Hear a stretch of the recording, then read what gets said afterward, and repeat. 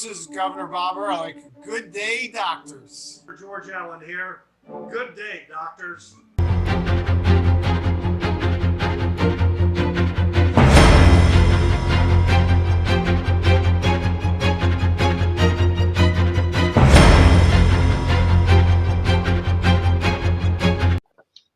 Good evening. You're watching the Austin Political Architect Show. Today we're joined by Dr. Jeff and I. Dr. Irvine is with his grandchildren today. So it's just us, and Dr. Trott is on absence right now. He's working on his mini pit right now. So we are here. Been a busy week, Jeff, this week. A lot of things been going on. We've got one, I think probably one of the biggest things is Fox News turned 25 this week.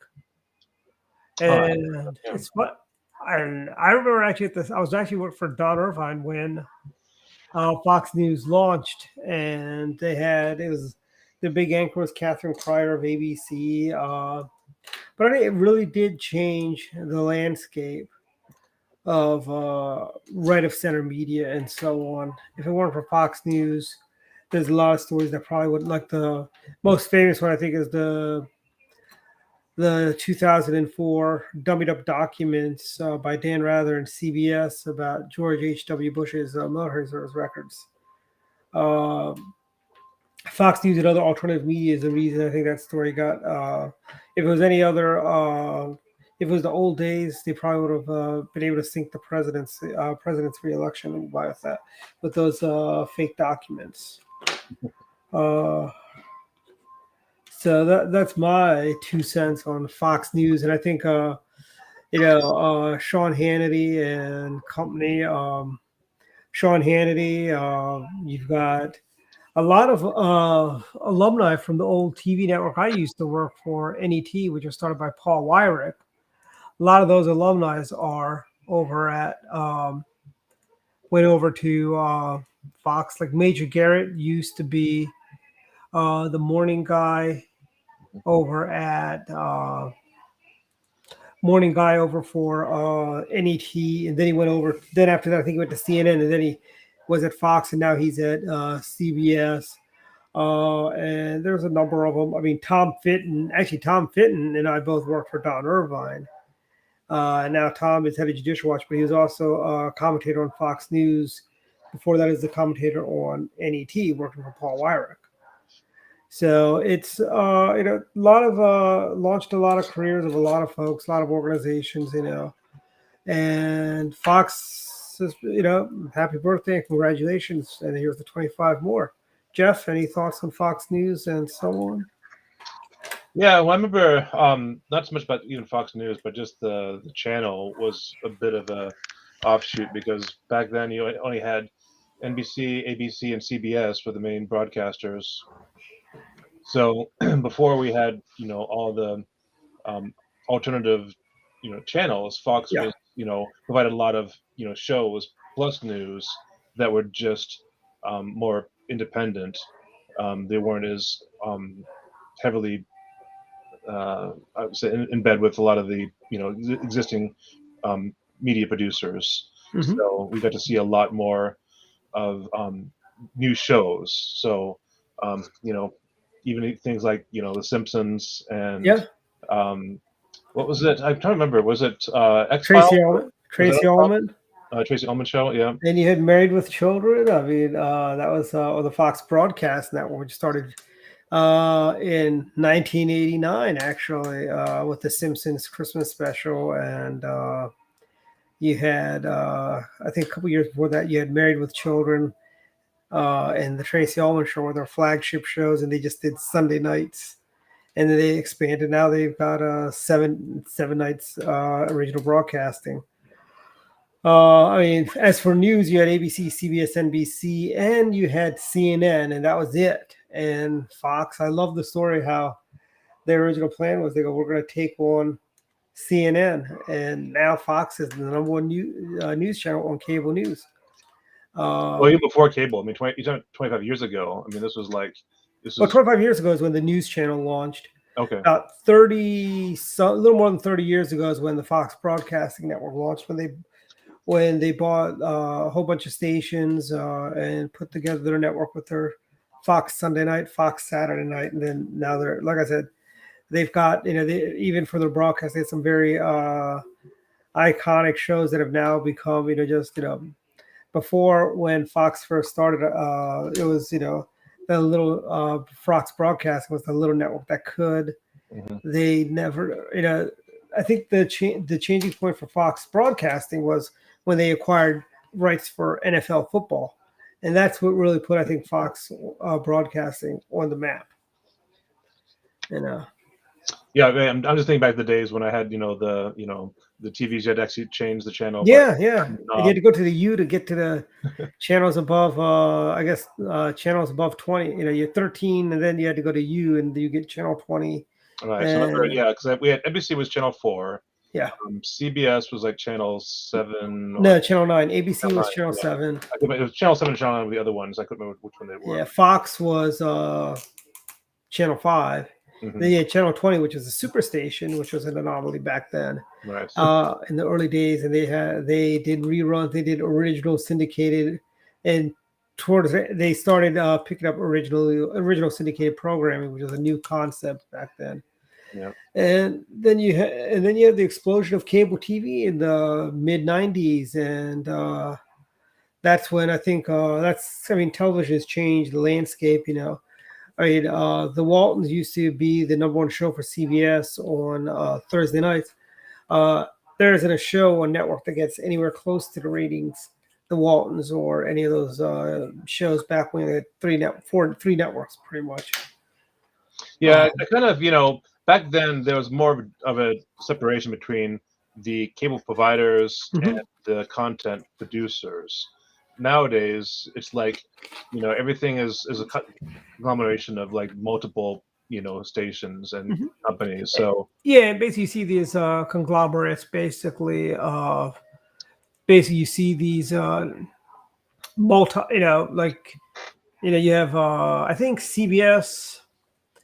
CBS used to have a cable channel, but I think they folded, if I'm not mistaken. But I mean, they all really play off CNN a lot. I think it's like CNN's kind of like a holding place for people, that go to CBS or ABC. Right. Well, I mean, it's to your point about like the news and such. It always kind of disturbs me when you have, your income revenue stream is through other content producers. It kind of biases your slant, because if you really wanted to be, and I realize that like NPR is probably a bad example because they tend to lean left, but left there. We call it National Panhandle Radio for a reason. But they are still relatively independent from major contributors. So obviously you have the Carnegie Fellowship and other types of grants that give them money.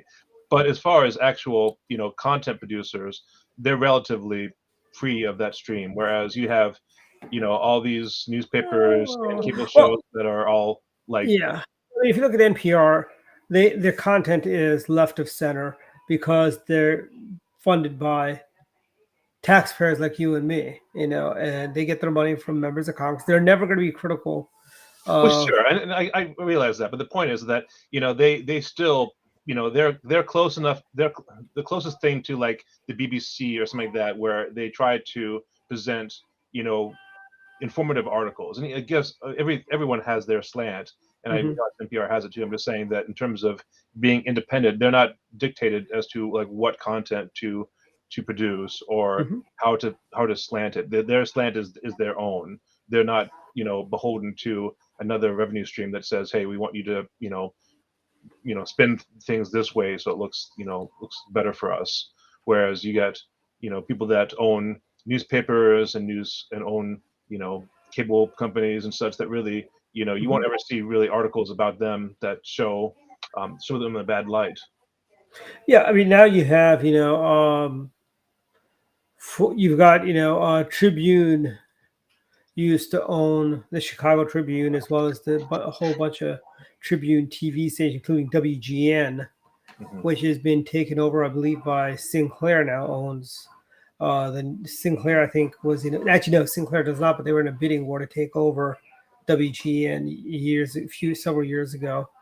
And WGN is another one of those original. They were a local channel to Chicago area. They were a superstation, much like Channel 20. And I think having all these does give a lot of different. And now we have Fox News for right of center. Then you have One America Network, and you got Newsmax, and you've got a whole bunch of folks on YouTube and various blogospheres. And is the playing field level? No, not really, because the left still controls all the newspapers. They control a lot of the upstream and downstreams. So it's still hard to get. But is it as hard as it was back when CBS, NBC, and ABC ruled the day? No, it's not. And people like Roger Ailes, true innovators over at Fox News, and basically gave an outlet. And I know. A lot of folks were very happy even when CNN opened. They go just get because a lot of reporters say there's only 3 places you could work, other than affiliates. And for journalists, they all want to be working in New York, work for the big affiliates. And they were like really happy with CNN because that just gave us another place to go work at. But CNN, was not. There was actually a time when CNN actually did do real news, but now they've kind of just gone into the world of Trump derangement syndrome or Republican derangement syndrome.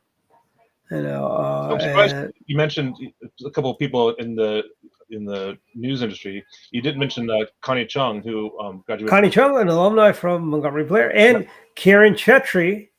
She was about 2 years behind us, probably in your class. Mm-hmm. She was at Fox News, and it's funny when I wrote a book, I reached out to her to do the foreword, and she said she'd be.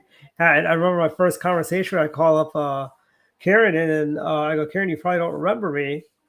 And then, I think about 15 minutes later, I got a call back from Karen, and Karen goes, and I go, Karen, first thing I said to Karen, it's so great to see you on the light side of the force, And she goes, well, Dwight, the story is, she got a job. She was working for Cable 21, and she goes, I got my paycheck. I can't believe I'm paying that much in taxes. I can't be a Democrat. Yeah. So, Karen Chetry, we've got, and we've got other, Ben Stein is another Blair alumnus. Also, he was also a commentator on Fox News. And then there's Connie Chung was over at NBC and CBS, and sure, she doesn't think like we do, but Mm-hmm. she's one of our alums. Right. Nice to have a notable alums. But not as notable. I think Karen Chetry is more notable than Connie Chung is. Right. Well, probably this day and age. A contemporary of ours. Connie Chung was might be our parents' age or a little bit younger than our parents' age. And I remember when Steve Ducey used to be on the local NBC. He was commenced to speak for the class of '87. Oh wow! I went down to take pictures for the yearbook back then for graduation, and I remember he made a comment because he didn't need. He goes. I can't. One of the things he mentioned was, can't believe I wasted time learning calculus. I've never used it. And he goes, no, seriously, we were trying to calculate the on the way over. But I ran into Steve Ducey during the Cleveland convention. I mentioned to him, and he actually remembered making that comment. Steve Ducey's a heck of a nice guy, as is Peter Ducey, who's the White House correspondent. But it's a great outfit. They've done some great work. It's wonderful that we have a place where because I knew there used to be conservatives over at CBS, and I remember the story about a friend of mine who was a journalist, was an anchor on a Pittsburgh television station for years. Mm-hmm. And he was telling me how when he went to go work for CBS, he goes, people in my family thought I just signed up for the Red Army, And he was telling how he ran into somebody at CBS and says, hey, I'm one of you too. And I was like, Republicans will be quiet. It's kind of like the Hollywood underground where you'd have you'd have basically Republicans that meet in secret in Hollywood. Folks like Kelsey Grammer, Dirk Benedict, Fred Grandy, and those who were Republicans and worked in Hollywood. I wonder. Let me ask you this. So back this is way before my time, but you're probably like in the McCarthy era, and like the whole Yeah, that's before my time too. But I do remember. right. So I'm just wondering if a lot of the left streaming in the media is kind of a backlash, just from that whole area where it really was, I don't think it's a backlash from that. I think the left wing media is the class of 1968, the Woodstock generation.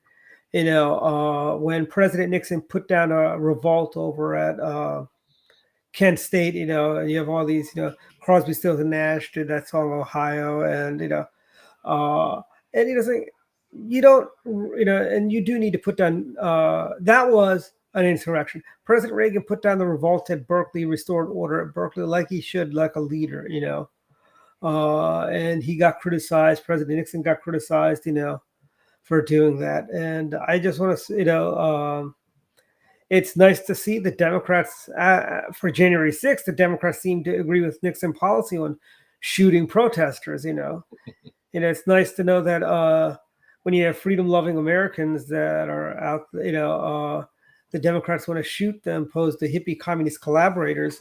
They don't want them shot. And I mean, don't get me wrong. What they did was horrible on January 6th, entering the Capitol and all that, and I don't want to get into, was it Antifa, infiltrators, or what it was, but, it was horrible what happened, frankly. Yeah. Went a little bit too far. But, because, I mean, we are the party of law and order, and there's actually a lot, sticking with the whole Biden media and so on. I mean, Biden's new approval numbers for Quinnipiac is 38%. This is astonishing. And today's jobs numbers were nothing to write home about. It's like they were expecting 500,000 jobs. Mm-hmm. And I think they got 192,000, roughly, let's say 200,000 for the sake of argument, where they're 300,000, they fell like 300,000 short on their estimates. I think part of the problem is people have just taken themselves out of the, out of the running for looking for work because Joe Biden is going to send them free money. I mean,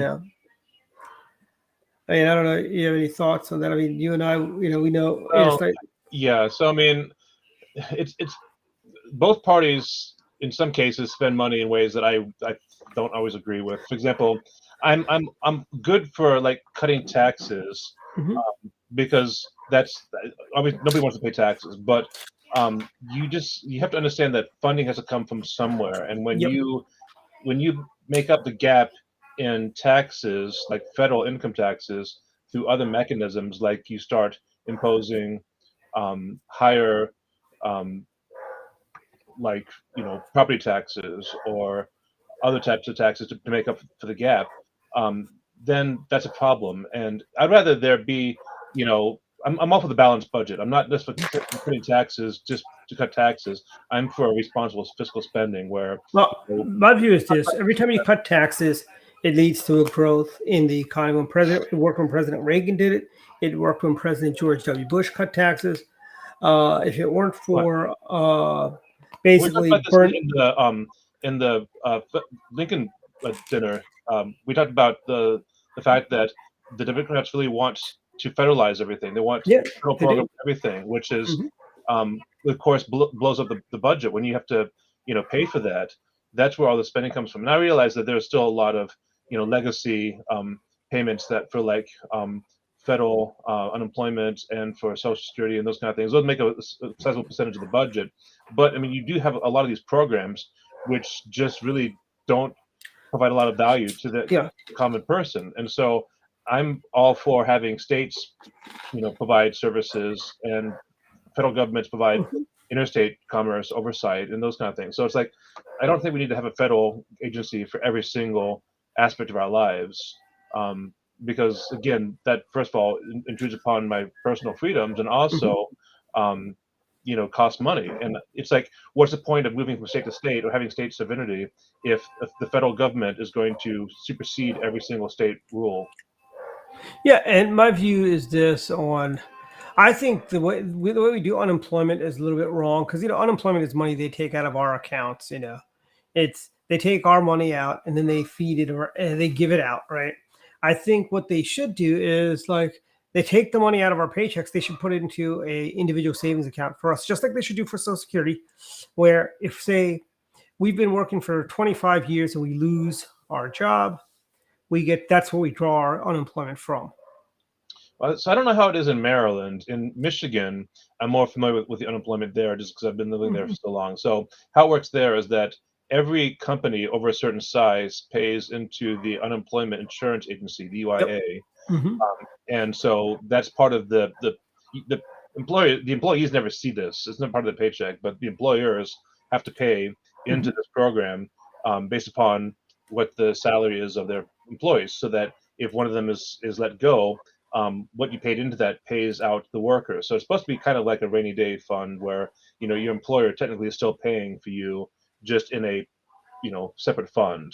But the problem is that, you know, there's never a, you know, an equal filling and depletion of the bucket. I don't know necessarily if there's a better way to do that, but what bothers me is the fact that, you know, there are just so many lax rules on unemployment, and that, you know, first of all, people that are legitimately looking for work, you know, it's difficult for them, and people that aren't looking for work, it's you know, they basically have to just make a token effort to appear to look for a job, and they can apply for a job they know they have no hope of getting, and that qualifies their job search. Whereas somebody who, like, you know, is legitimately looking for a job that they qualify for, you know, but like, you know, it doesn't pay enough. If they decline the job, then they lose their unemployment benefits. So it's like you're kind of like damned if you do and damned if you don't, because if you, well, I think one of the things this is the way I think they should do. I mean, Georgia under Governor Zell Miller was doing this, and I thought it was just a wonderful idea. Is let's say you lose your job, and let's say you work in technology. What they would do is the state would work with private businesses, and they would set up a apprenticeship with another company where you'd be doing the same stuff, and it wouldn't cost the employer anything, right? It'd be like kind of like test driving employees. You'd be able to, you still get your unemployment. You'd be working for these people, and they had a very good success rate. Many of the apprenticeships, the folks that they took on became employed by the companies that they were doing their apprenticeship, but they were getting their unemployment every 2 weeks. And they were learning skill. And many times these folks, within like 6 weeks or 4 to 6 weeks, they had employment offers with the company they were doing their internships with. Yeah. Yeah, that makes perfect sense. I mean, because again, when you're unemployed, at least in Michigan, you're basically just sitting around 90% of the time, you know, just doing whatever. And then as long as you make 2 job applications in a week, you know, you qualify for continuing unemployment, which, again, I understand these are bad situations, but, you know, you were working before. The reason supposedly you're unemployed is because, you know, you were fired or let go or something. Yeah. So there shouldn't be a reason for you not to work, other than the fact that, you know, nobody's offering you a job. So to your point of taking an internship, yeah, why not? Why not take a job as, you know, and what I tell people is, by the employer, but paid by the insurance, you know, the state, up until the point where they decide that, hey, you know, this is a go no go kind of thing. So that makes a lot more sense. And what I like to tell people is when you lose your job, you know, it's a demoralizing thing, you know. But here's the thing: your new job is to find a new job. You should, you know, like you shouldn't wake up at noon and, you know, stumble out of bed and, you know, oh, there's nothing out there. You know, I think you should be getting up at the normal time, you know, because the longer you're unemployed, the harder it is for you to get back into the groove of being employed. Well, for 2 reasons. First of all, it looks worse in your resume, and second of all, just the fatigue you get, and you know, you start thinking like, well, you know, what's the point? And so it becomes more and more of a routine just to get up and not really do anything. So yeah, both emotionally, like mentally, and then just the fact that from a, you know, job employment standpoint, if you're 6 months unemployed, the company is saying, well, what have you been doing these last 6 months? And like, well, I've been looking for a job. You know, that doesn't really fly. I mean, most companies will want you to see, hey, well, I took this time to, you know, do self-study or something. I mean, anything that would show you've used your time, you know, that you've had at least to try to better yourself. But if all you've been doing is just kind of sitting around, you know, waiting for a job to fall in your lap, that's not going to impress any employer. Yeah, I mean, that's not going to happen. I mean, here's the thing: you got to go out and be aggressive. I remember the very first job I got. What I did was I went door to door. I went into the office buildings, door to door, dropped off my resume saying, hey, here's my resume, here's a cover letter.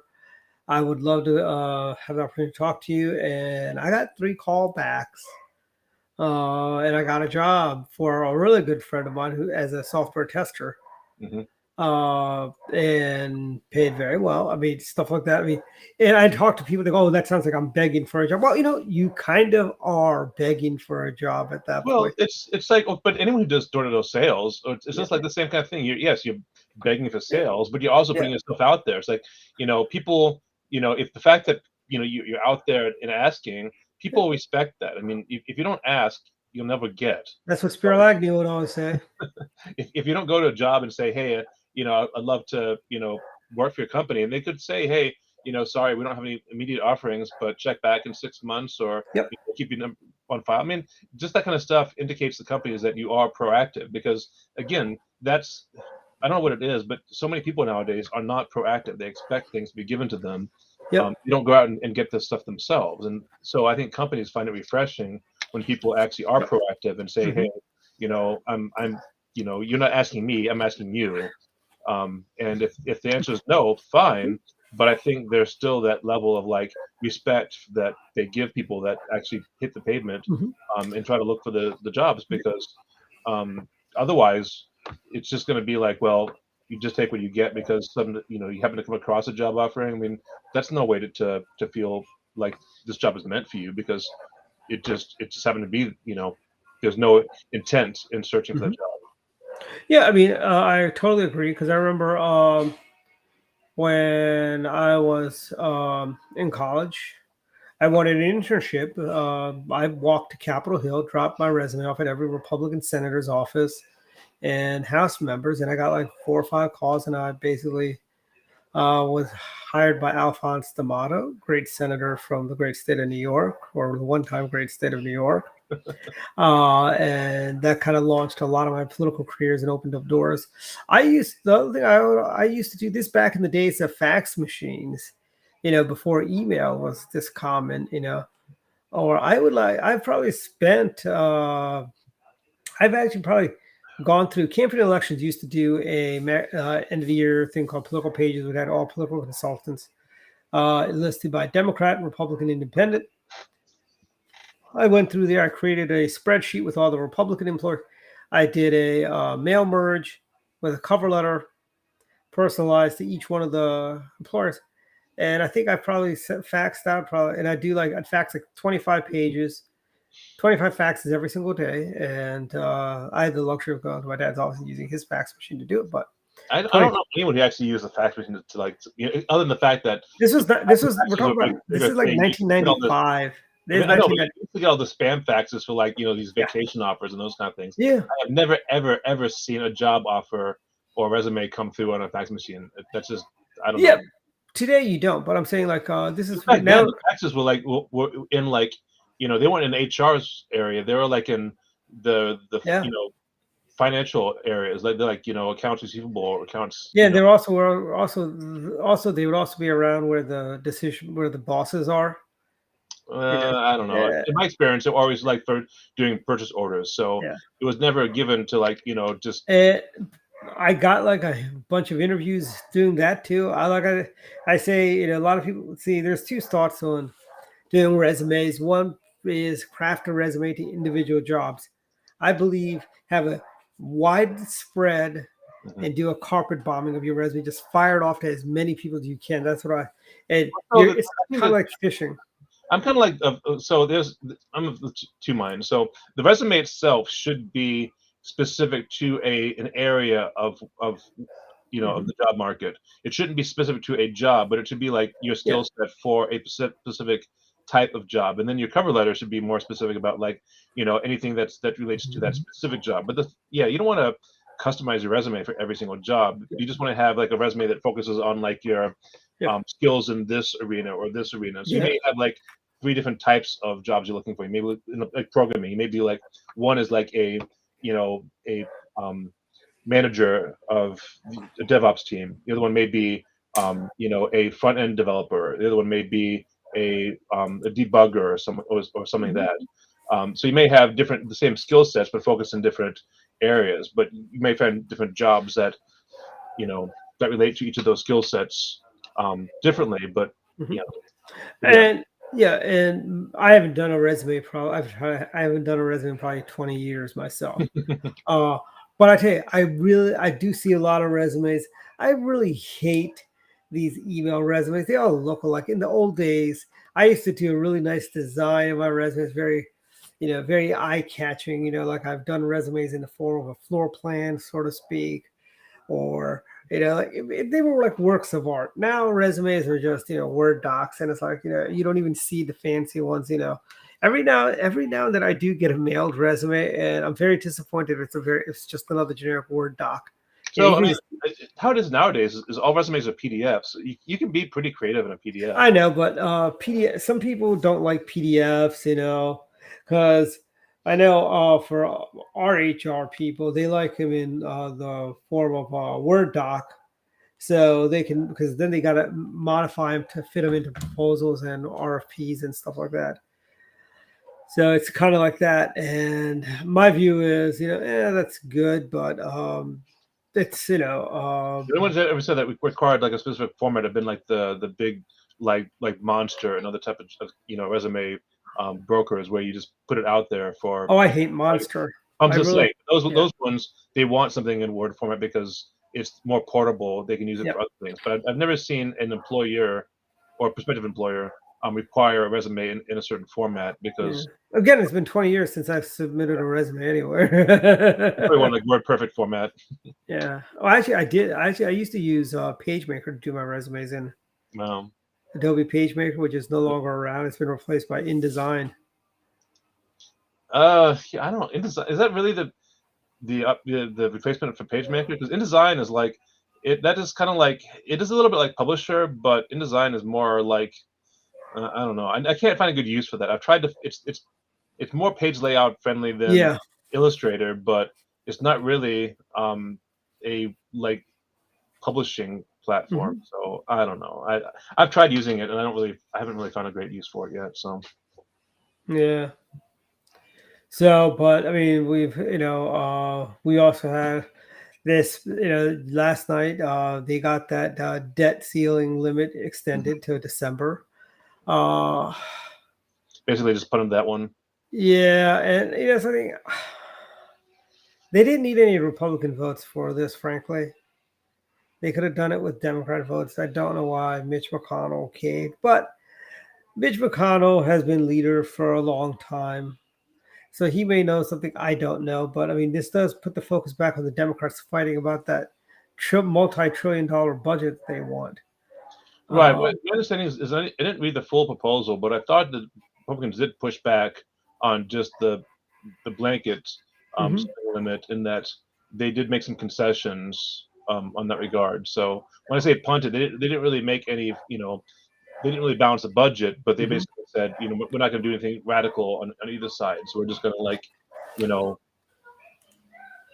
Then you had, yeah, and then you had Chuck for Schumer yeah. make a big, like basically like spit in the face of Mitch McConnell. How'd that deal work out for you, Mitch? Uh, they basically, uh, you know, basically spit in his face with his whole rebuking of Mitch McConnell and the Republicans. Something. Chucky, you didn't need any of these people to get your budget through. All you really needed was get your own team together, and you could have done it. But it is what it is, and these people, they have no idea what they're doing. Frankly, if you ask me. Right. And it's sad that I mean, I remember when the budgets were when the deficits were in the billions during President Reagan, and how all the Democrats were crying how horrible it is, and now it's like, oh, it's a trillion here, a trillion there. Now we're talking real money. It's like I it's don't even this. know what is it 13 trillion now that the deficit is, or is it more than that? I think it's around that. We could also let's look it up. I think there's a site that'll tell us what the U.S. national debt is.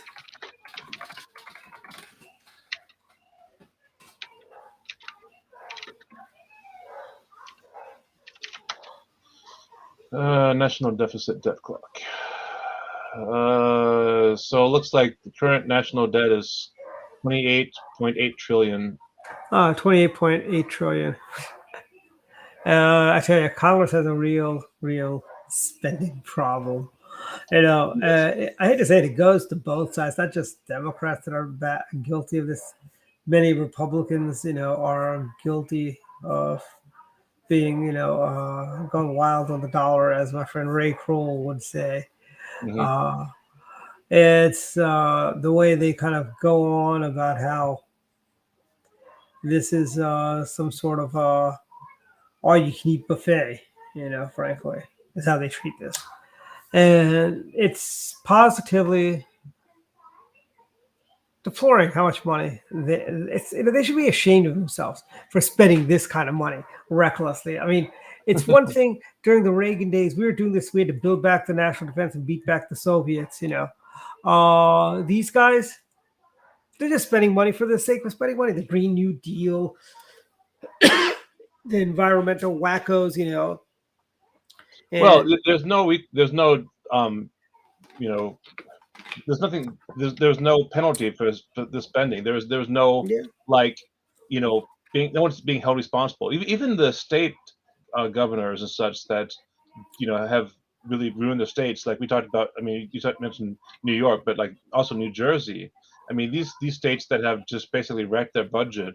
New Jersey's come a long way from the days of Governor Tom Keene, when New Jersey was actually a good state, But governors, they don't have many responsible governors out there. Like Maryland's Republican governors have always been very responsible. Governor Hogan, Maryland, I believe, right now has a surplus of money, and that's why it's very important that Republicans vote for Kelly Schultz so we can continue the Hogan era fiscal responsibility going on. And I think the biggest problems there is we've got governors, like if you look at the red state governors, they're doing much better than the blue state governors, frankly.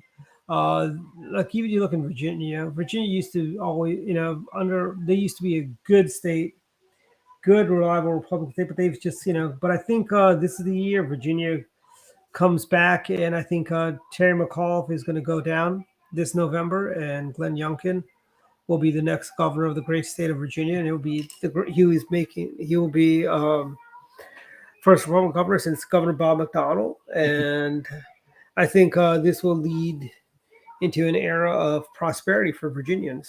It'll be a good thing. We have, but Congress does, and many state houses, like Maryland, they want to fund Kerwin. Kerwin is nothing more than Thornton on steroids, and Thornton is something that was back in the early 2000s. Governor Ehrlich actually fully supported Thornton. Kerwin is Thornton on steroids, and there's no money for it. Where are they going to get the money? They're going to tax Montgomery. They're going to take the money from. They're going to raise. They're going to come to Montgomery County, Anne Arundel County, Howard County, the most affluent counties in this state of Maryland, and Baltimore County, and take the money out of there as well. That's how they're going to pay for Thornton.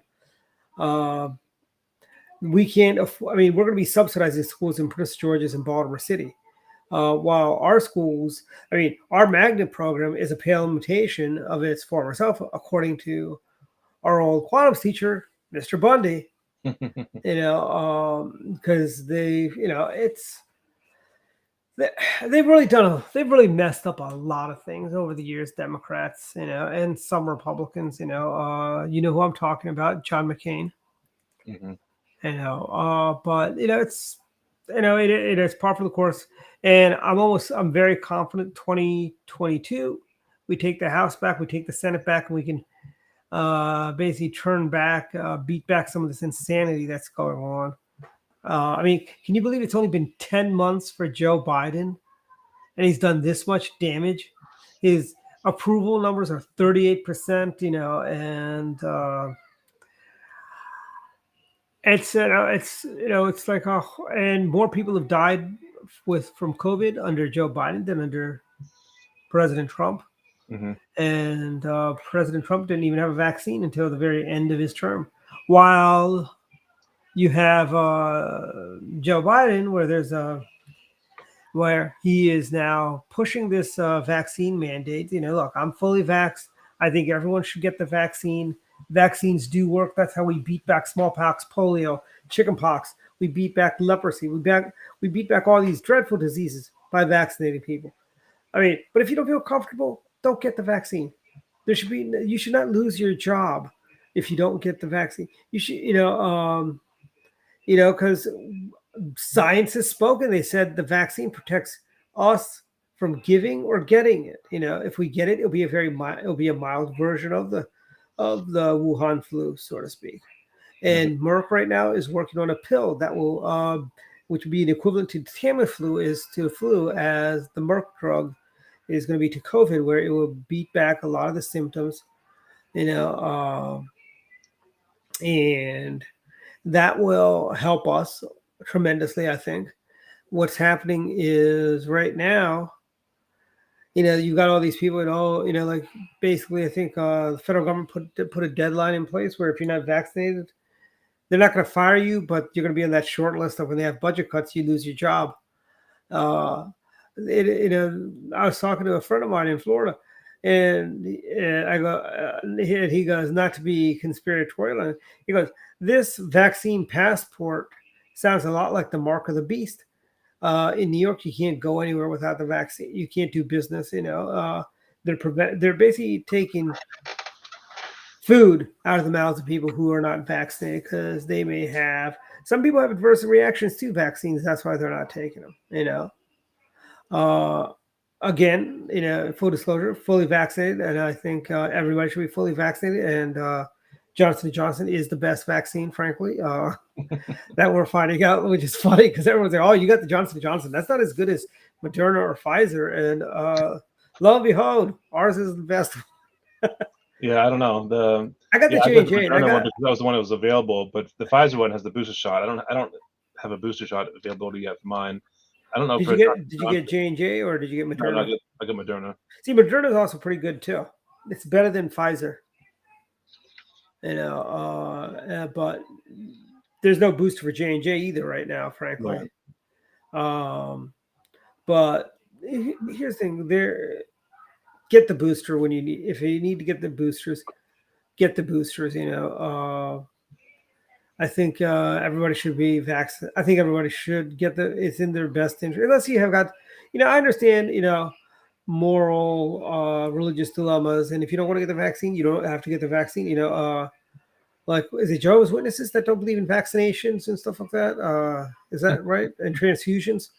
You don't see, like, what are you going to do? Fire all the Jehovah's Witnesses that work for the federal government? Right. Or private industry for that matter? I mean, you got to weigh these things out, and I think this administration is handling everything wrong, frankly. And then you got people like Mark Elrick in Montgomery County. By the way, we're a 90% vaccinated county, but yet we have an indoor mask mandate.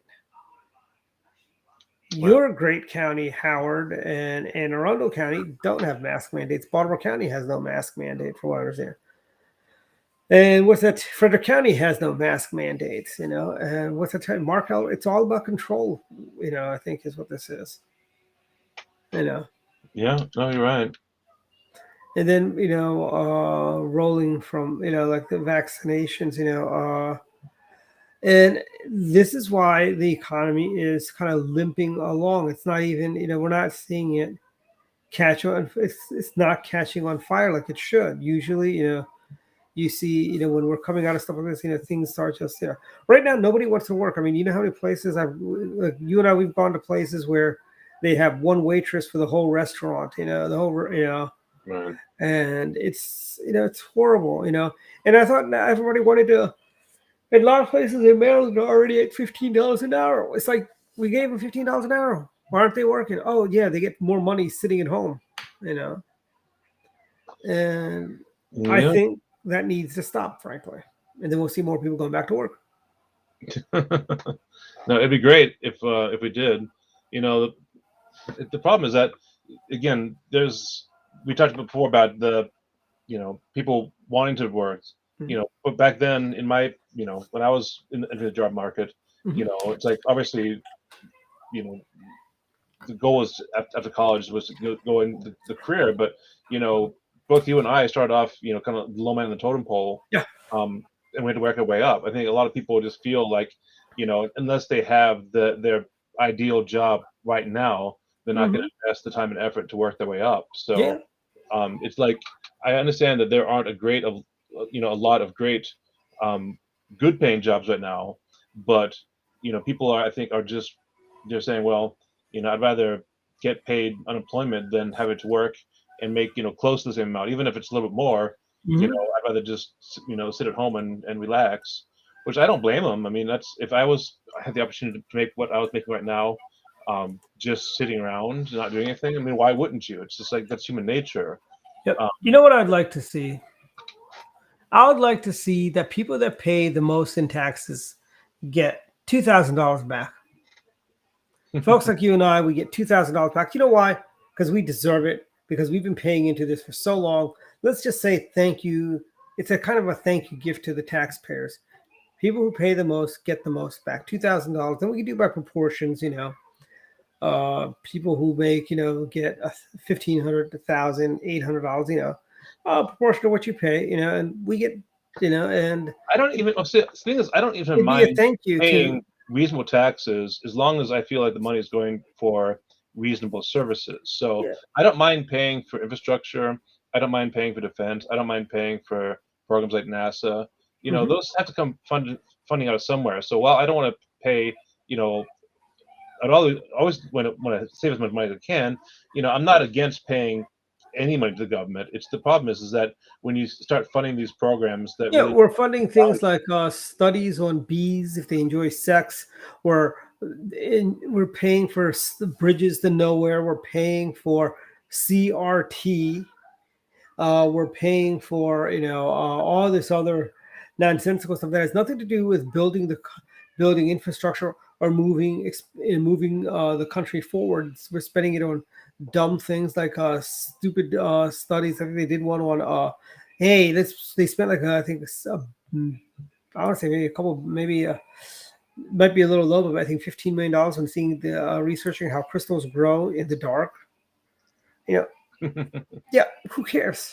Honestly, what's the offshoot? What is the benefits? Nothing. There is no real benefits of seeing crystals if they grow better in the dark or in the light. I tell you what, where we could use some of that money makes space research and development. Developing new weapon systems. Developing bigger, faster battleships. Bring back the battleships. Build a few battleships. Modernize our aircraft carrier. Modernize our missiles, missile defense. Invest in SDI. Those kind of things. So we talked about funding for like DARPA and those kind of things. That initially created the internet. And the U.S. government and the military would use to fund a lot of research programs in colleges for like the nuclear programs back when nuclear science was still a developing science. It was done by universities. So we have the opportunity now for like advanced next generation reactors, potentially even fusion reactors. We're getting on the point where MIT has their what they call their spark and arc reactors, which are concepts for low cost, low.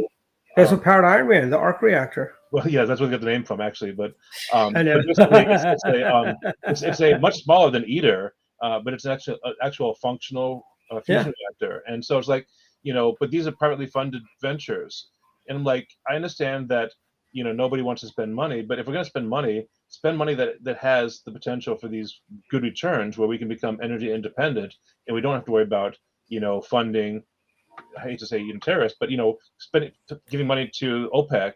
We can be developing our own energy here.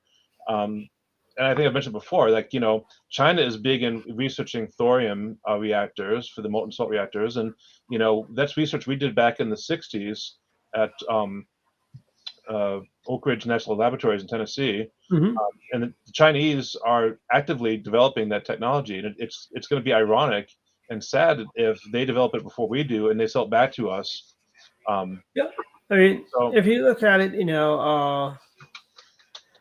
I mean, we developed HD television, but the Japanese kind of beat us to the getting it to this, HD high definition television.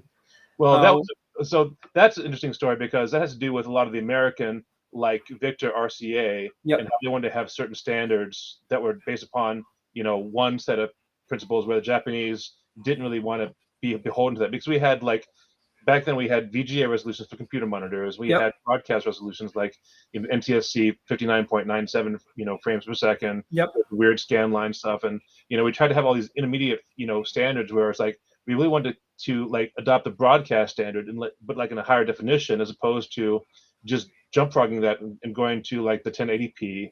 So hmm we had all these other quasi standards like 720p. Look, nobody really ever used that for high definition, but it was yeah, out there because of like the RCA and other companies that felt like we had to have this for the broadcasting reason. So it wasn't even a technological reason. It was more like you know it wasn't even compatibility, but it was more the fact that they just wanted to feel like we had our say in the standard, where it wasn't really needed. Where the Japanese said, "What? We don't care about that. We're just going to look to the future," and so they basically jumped ahead with the 1080p and 1080i, and then we said, okay, well, that makes more sense now. So we basically caught up with them. yeah. And here's the thing with technology is we've always been the kind of innovators, but then you take someone else takes it and perfects it, or so to speak, makes it commercial. It makes the commercial uses for it. I mean, I remember when plasma TVs first came out, they're like $12,000. Oh yeah. And people said, "Oh, why'd you go buy it?" I'm like, they go, "You can afford a plasma." Yeah, I don't want to. 12 grand. I can buy a car for 12. That's how long ago. I think you can buy a car for about 12, 15 grand at that time. And I'm an early adopter, but I'm also a believer in everything. The prices drop. I mean, Jeff, you probably remember back when we were in high school, a basic PS2 system was about $3,000. Yeah. Now something probably 50 times as powerful as the old PS2s IBM had. You can buy for a fraction of that, $500 to $800. Today. Yeah. Well, I mean, that's the thing, is that technology does um, the more it's adopted, then the lower price it gets. Which is why, again, if you get these prototypes out there, you get the people who have the money to spend it. hmm And then once it catches on, then it becomes more and more available for the population. And same thing with like if we're gonna go like next generation reactors, because really you talk about our energy crisis. Obviously, whether or not you believe in global warming or not, it comes down to the fact that we don't have enough resources in fossil fuels to last more than a generation or two. So we're going to need to find alternative fuels, and unfortunately, green energy, solar panel, wind energy, is just not going to cut it. No, actually, let me tell you, the real future. Nobody talks about this. Is hydrogen and nuclear. That is the future. Right. That's the thing that gives you the biggest bang for the Nuclear buck. energy is clean. The people worry about the current nuclear reactors because they're worried about like the contamination and the risk. And they look at things like Fukushima and Chernobyl and those kind of things. They don't realize that in the history of all fuels, Mhm. even with those tragedies in mind, nuclear reactors still been the least um, damaging as far as loss of human life. Yep.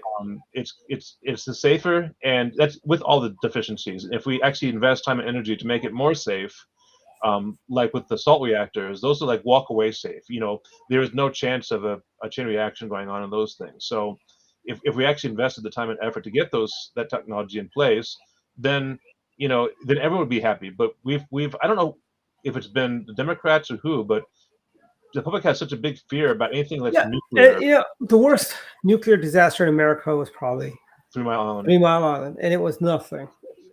Not as nearly as bad as they made it out to be at the time. It's kind of like Love Canal was a lot of fake gobbledygook, which is all made up. If you talk to folks, and now people are living in Love Canal, New York now. Hmm. Uh, you've got all this stuff, these junk sciences is what I like to call it. They said Diet Cokes were going to give us all brain cancer, because they give a 16-ounce bottle of Diet Coke to a rat and he gets brain cancer. Of course, look at the proportionate size of the animal, and but there's a lot of room, and I really think nuclear is the future.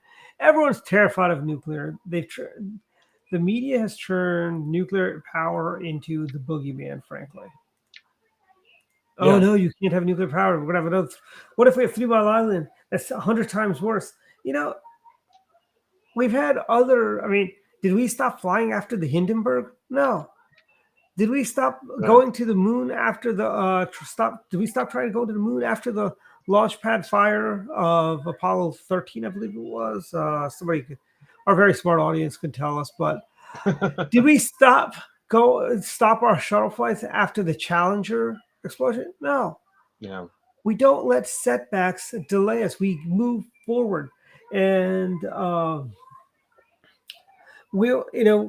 and we need to keep moving forward. We can't just, rest on our laurels. We can't sit on, we're king of the hill, but we're king of the hill only for X amount of time. We get to stay king of the hill by keep innovating and coming up with a better mousetrap every time.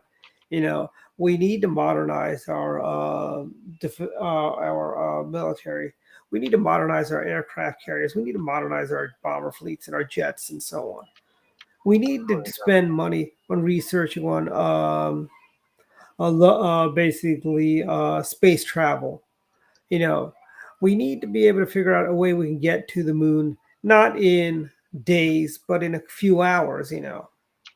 That's what we need to be doing research on. But a lot of these things play into each other. So the fact that we're still using chemical rockets to to get ourselves in orbit. There are other technologies, but you've got to develop them, and you've got to spend actual legitimate time and effort to try and figure out what makes sense. Yeah. And unfortunately, we're spending all that money on CRT instead of getting us to Mars. We're spending money on CRT and a bunch of other paying for abortion in the third world and stuff like that. Yeah. And funding Planned Parenthood, frankly. Well, it's just about top of the hour. So, what do you think? Yeah. So, final thoughts, Jeff. Any final thoughts for this week? Not too much. I mean, I'm just glad that we don't have another shutdown of the government. I think that would be bad for everyone, considering everything else that's going on. So I'm glad we did kind of push through that. As Dwight said earlier, everyone, I believe everyone, that can get vaccinated should get vaccinated. I think that while it's everyone's choice, I believe that the science shows that there are benefits in that, and we are. Maryland in particular is doing a great job at beating the numbers, and so I'm proud of everyone in Maryland who's put forth the effort and responsibility, because we are leading the nation in being responsible, and I say leading the nation in the least number of cases is kind of an oxymoron, but yeah, I'm definitely proud of our state here, and thank you, Governor Hogan. And the thing too is I know Governor Hogan evokes a lot of mixed feelings because he's not what everyone necessarily wants. He's no Barry Goldwater. But I feel he has done the right thing, and he's been a good leader. And regardless of whether you like someone or don't like someone, I think that's kind of what separates like Trump and Biden. I didn't always like everything that Trump did, but Biden is just like he's not even a leader. So it's like I can't even. Besides the fact that he negated a lot of the Trump provisions, I've not really seen anything that Biden has done that's been, an actual leadership position. So, I would actually like Biden better if he was a stronger Democrat, because then at least, he would actually be doing something for the country. Right or wrong, he would stand for what he believes in. Now it just seems like he's kind of being led along in his policies, and I mean, we heard this week that John Kerry and Milley were just keeping stuff from him. Yeah, it's like, but I don't know. So the point is that it's okay to stand for what you believe in. It's better to have strong convictions and than no convictions, but also understand that we all on this this planet together. We all ultimately have to work together, and whether or not you believe the same as someone else, it's fine to feel strongly about something, but treat each other kindly regardless, because we are brothers and sisters. We are here to help each other, and our political affiliation shouldn't dictate how we treat other people. So I'll just leave with that. Mm-hmm. And my final thoughts. One, congratulations to Dr. Breacher. He got Man of the Year award this past Wednesday night. Yep. Congrats, Dr. Breacher. And little did we know, we found a little piece of information with Dr. Breacher. Dr. Breacher actually is a doctor. He has a PhD. Wow. And basically, congratulations. Also, congratulations to the Howard County Republican Party. You guys did a wonderful Lincoln Day dinner. It was a sellout crowd. I heard you had to turn away a lot of people wanted to come to the dinner. That's why I always say buy your tickets early. And our friend Dr. Trott, if he were here, I'm sure he would love to. He would definitely be telling us about the Anne Arundel County Lincoln Reagan dinner, November 5th. They've got Congressman Devin Nunes is their speaker. Again, buy those tickets early. You don't want to be turned away. It's a very reasonably priced dinner.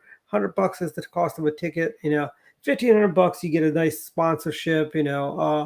It's a great dinner. Go to aagop.org or .com or something like that. Just Google Anne Arundel County GOP, and I'm sure you'll find it. And buy some tickets to their Lincoln Reagan dinner. Devin Nunes, awesome guy. Prince George's County has their Lincoln Day dinner coming up on the 18th. Tonight, Frederick County is having their dinner. I bought some tickets, but I just didn't want to drive all the way up to Frederick County tonight. And we had already missed the show before earlier this month. And next week, I'll be doing the show live from the beach in Florida, so it'll be fun. I wonder if I should take a light with me, depending on how dark it gets. That'd be a bad idea. Yeah, I got a camera with a ring light on it already mounted, so I might take that with me. And I think, so all in all, good things are happening. Go and volunteer for a candidate. Don't do the lazy thing. Just write a check. Go volunteer. Go knock on doors. Yeah. Kelly Schultz, Jim Shalik, Barry Glassman, statewide candidates, and there's a whole plethora of county council and state house candidates out there. I know Johnny Ray Salling is running for re-election in Eastern Baltimore County. I believe David Marks is running for council again in the Perry Hall, Towson area, and they all need money and they all need volunteers to go knock on doors. So go help do your civic Republican duty and help go door knock, walk in a parade, and definitely don't forget to go vote for the Republican. We need to basically keep control. We need to build on our members that we already have in the Maryland State House and the State Senate. We need to get to a veto where we can sustain a gubernatorial veto when Governor Schultz vetoes some crazy Democrat legislation. We want to be able to sustain it. Mm-hmm. So thank you, everyone, and we'll see everyone next week. Take care. Goodbye.